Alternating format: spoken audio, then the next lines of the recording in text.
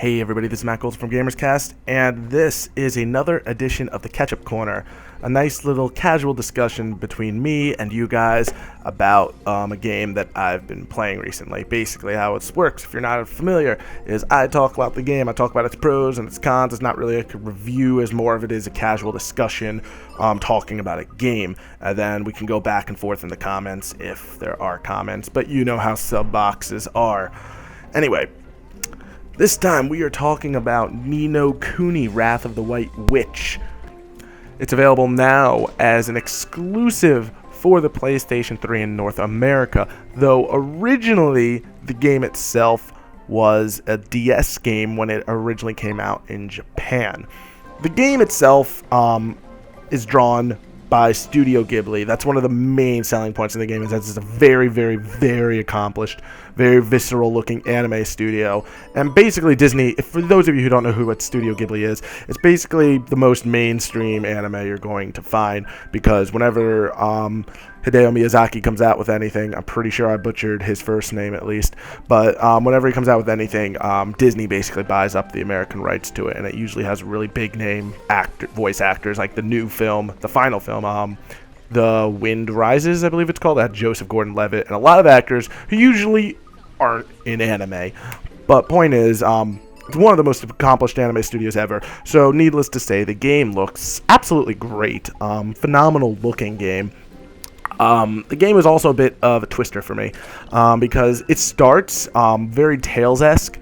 Like, you have free movement in battle, but your HP is linked across a series of creatures, and it's not like each creature has its own HP bar. You as a character have one HP bar to manage, and all of your creatures share your own HP, and you can only have one creature out at a time, and it can only be out for a certain amount of time, so you sort of have to manage that kind of balance between your health and your creatures and how long your creatures are out. It's a very, very, very interesting combat system, and I really liked it for a while because it felt fresh, it felt different. A little more than 10 hours in, they decided, fuck that, and they just basically turned the game upside down on top of its head, and after grinding and grinding in a matter of 30 seconds, the game decides, fuck being Tales, now we're going to be fucking Pokemon. And I'm not even joking. Within the span, after the trials, midway through the game, you get, the game just decides, all those creatures you've been fighting for the past 10 to 15 hours, you can catch them now. And if you train them up enough, you can metamorphosize them. So you can catch, tame, and metamorphosize, or as I like to call, catch and evolve, familiars, or Pokemon, or monsters, or whatever you want to call them. It's basically, so the combat system basically turns into a combination of Tales and Pokemon.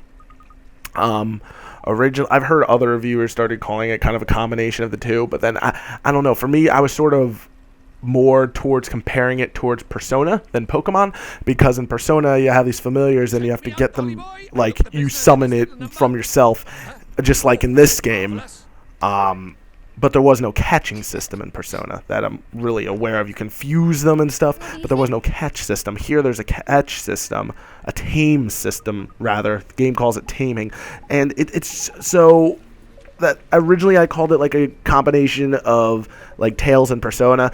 After that point, I'm just, no, this is Pokemon. This is absolutely Pokemon. Although the catch style, it's really kind of freaky actually. The catch style, it's basically you're guaranteed to catch when you make an attempt.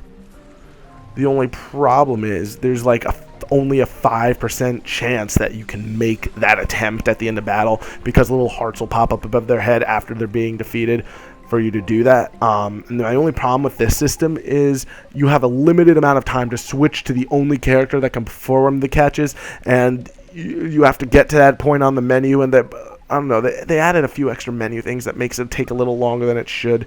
So you basically have to bum rush through there to catch these things, and that while you're doing that, you have to hope your dumbass AI partner doesn't go and kill the damn thing. So it's really it's an interesting scale and balance. It's a really bizarre take on Pokemon. But it's basically a Pokemon with a random number generator. So it's really, really weird. And did I mention the AI is horrible? I mean, the AI, it's not that it's horrible. Think Persona 3.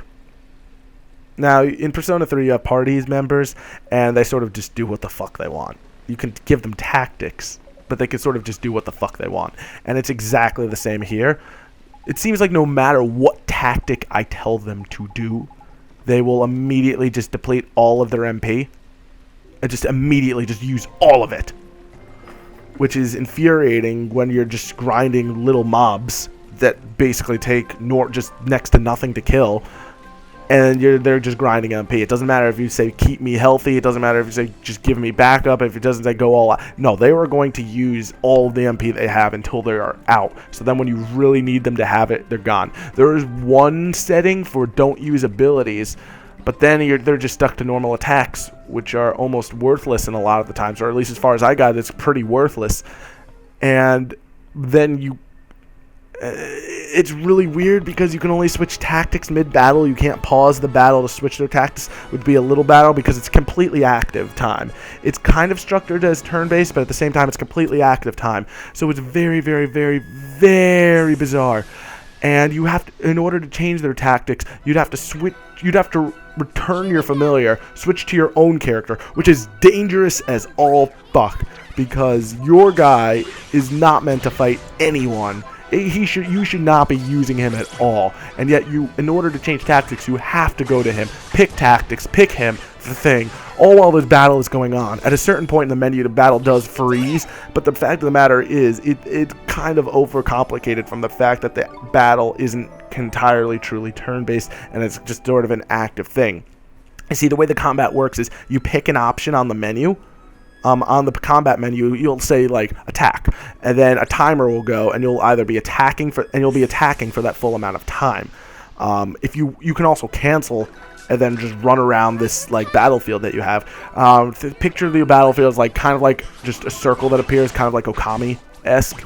And then once that happens, let's say you hit cancel, okay?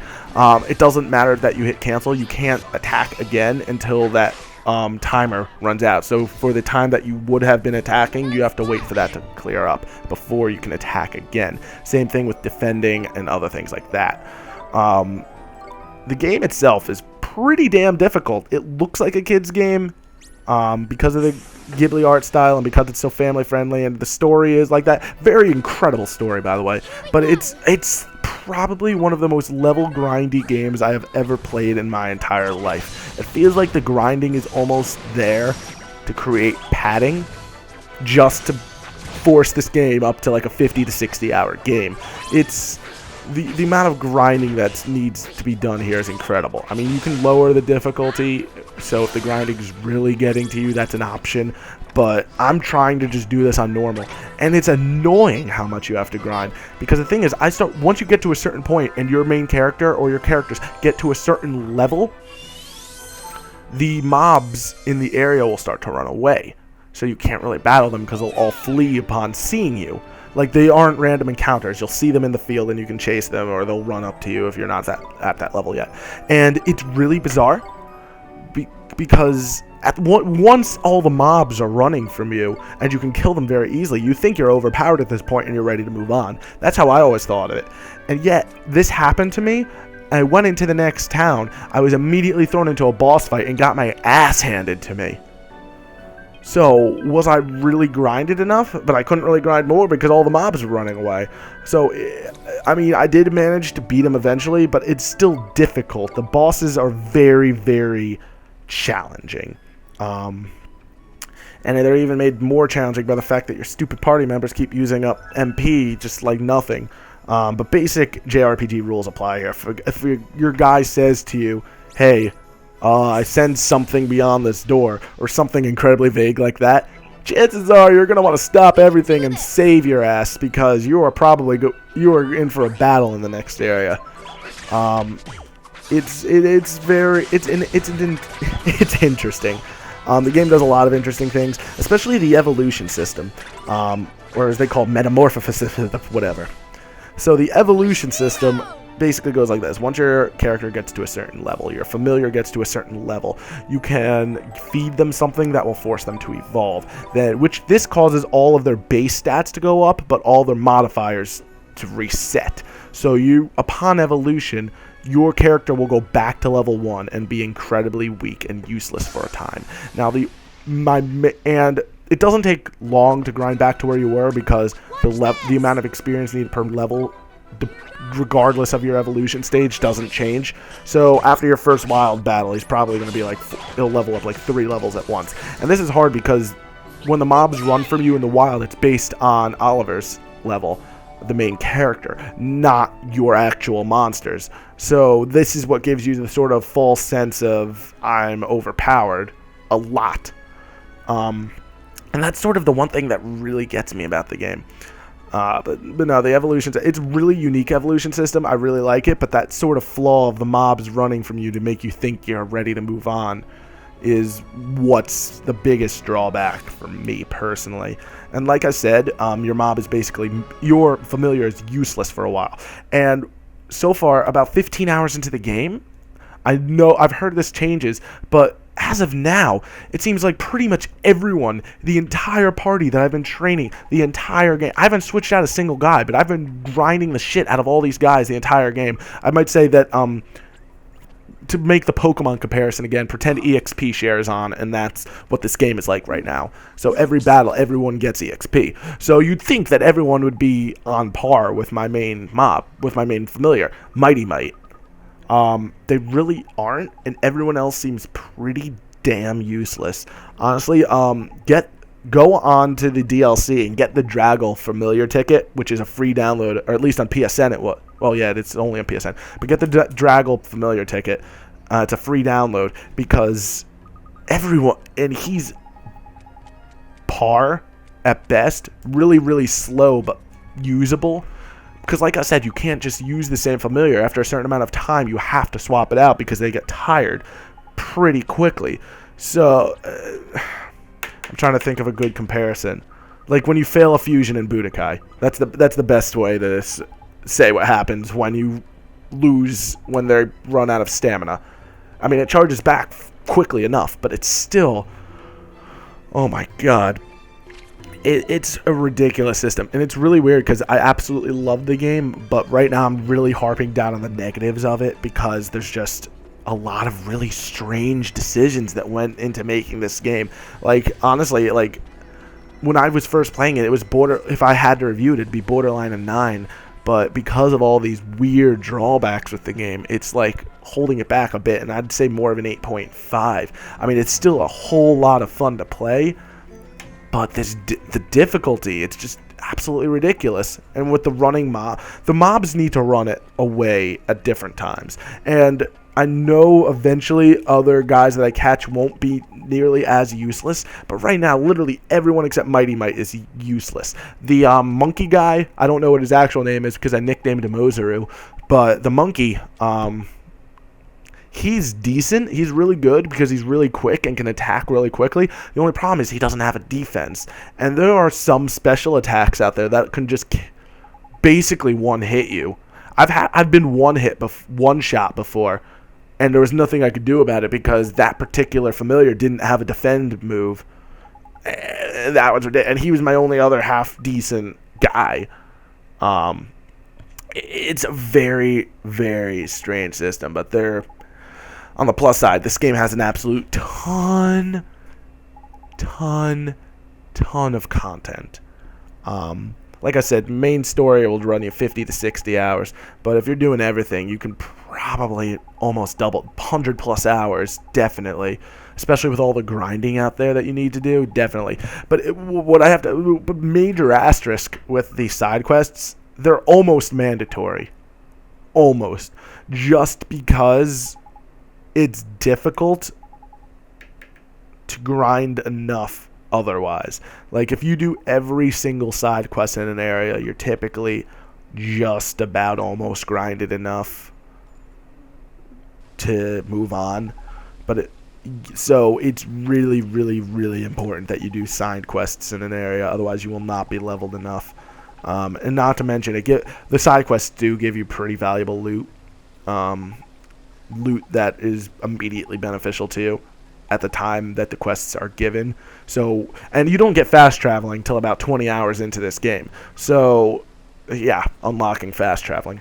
So, if you want to go out and basically, it's in your best interest to immediately just do the side quests as you get them, which is a little odd because I want to explore this game at my own rate. It's a humongous, massive overworld with beautiful visuals, lots of stuff to do, and I don't want to be forced to do these side quests when I don't feel like doing it. It's like your freedom is being restricted.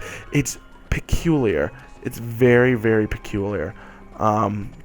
But the voice acting, both Japanese and English, I've toggled both. They're both immaculate. The art style is absolutely beautiful. It made me. I watched it. I've only seen like 1 or 2 Ghibli films before, and I saw this and I was like, I need to watch more Ghibli films. This is just beautiful. It's a fantastic game, but and when you play it, it feels really good. It just has these really weird drawbacks to it, like the ones I mentioned, and I know I harped on about them a lot, but it's just really peculiar design choices that really don't make much sense to me.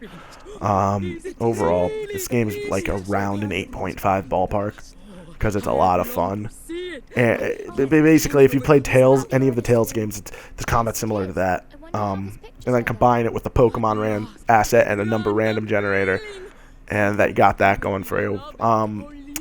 Overall, I really enjoyed the game, though. I'm enjoying the game. Like I said, I'm nowhere near done with it yet. I'm maybe halfway. But then again, who knows? Because I've been having to do all these side quests, so maybe I'm a quarter of the way. Point is, I'm around 20 hours in, and that's that. Anyway, Ni No Kuni, Wrath of the White Witch for the 3DS. I mean, oh my god, not the 3DS. It was originally on the DS, the original DS. I think like in 2010 it came out on the DS, something like that. Anyway, it's a JRPG, so you're getting a shit ton of time and your money's value and your money's worth on it. Where at the same time, it's not too...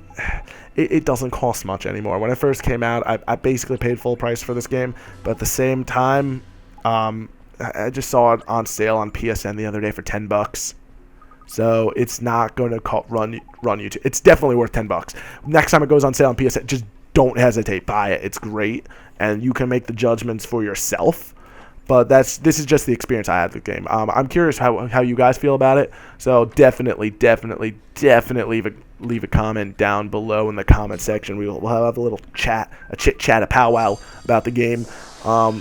Anyway, I've been Matt Golden from GamersCast. You can check out more over at GamersCast.com. This has been Catchup Corner for Ni No Kuni, Wrath of the White Witch. I'll catch you next time.